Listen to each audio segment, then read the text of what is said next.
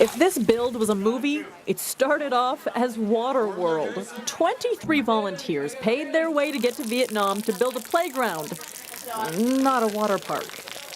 Look, we have a swimming pool. But you know what? We're smiling.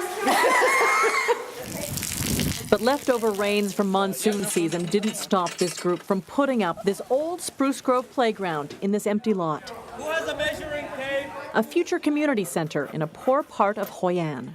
I really wanted to get involved because it's such a grassroots kind of project. Everything that happens in Edmonton is, packed onto a container. You see it packed and you see it over here, and it's just really amazing. Okay, stop. A local reporter covering the Canadian build says this is desperately needed. The kids they usually play on the streets, and it's very dangerous. It's not safe. Making a public playground, we cannot afford it. Good man. More than a dozen local volunteers help out, despite the language barrier. Dan Jean, a hairdresser in Edmonton, says the locals are right 9 out of 10 times, which makes him wrong most of the time. The Vietnamese are great. They've helped us a lot. They're very smart. They figured out things that we didn't figure out, which is great. But it doesn't take long to figure out you are in a whole other world. Volunteers are serenaded with this every morning. It's a daily announcement on a loudspeaker, a call to work, something some Westerners would call communist propaganda. We kind of have a little bit of feel of the peering government eyes. Obviously, they confiscated some of our T-shirts, but that's the remnants of that communist style of government. The group knows of the brutal history here. The site was cleared of landmines before they arrived, but the sand shipped in from the beach was not. A bullet magazine, possibly from an American machine gun left over from the war, is found in the sand. Guess we're lucky that they're old and rusty, and hopefully we don't find anything else in the sand. We don't. And after 4 days, multiple delays in getting sand, countless sore and aching muscles, one visit to the hospital for a cut foot. It's basically like a U-shaped all the way down to the bone. And 2 final days of heat.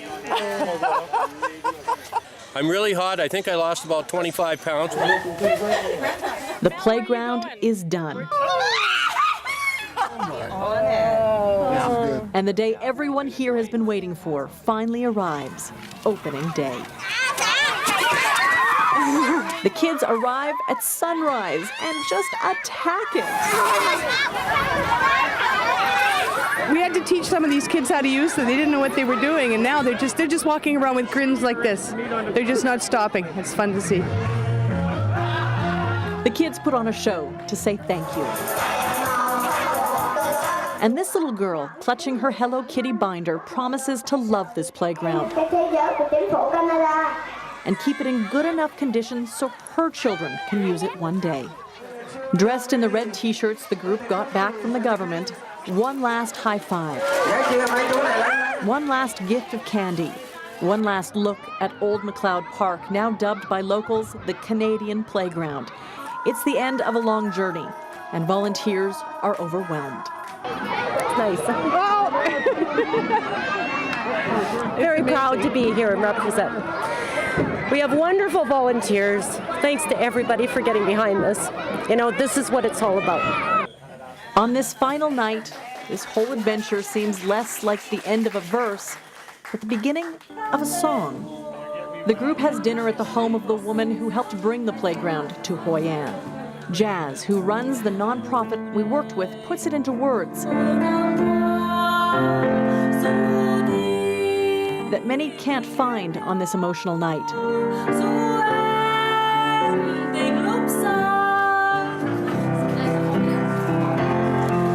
We didn't just listen to a fairy tale or read one, we built one. The whole time there's some magic elements in the whole thing, but you read fairy tale, you see happy ending and they live happily forever, and I think it's like they will play happily here forever.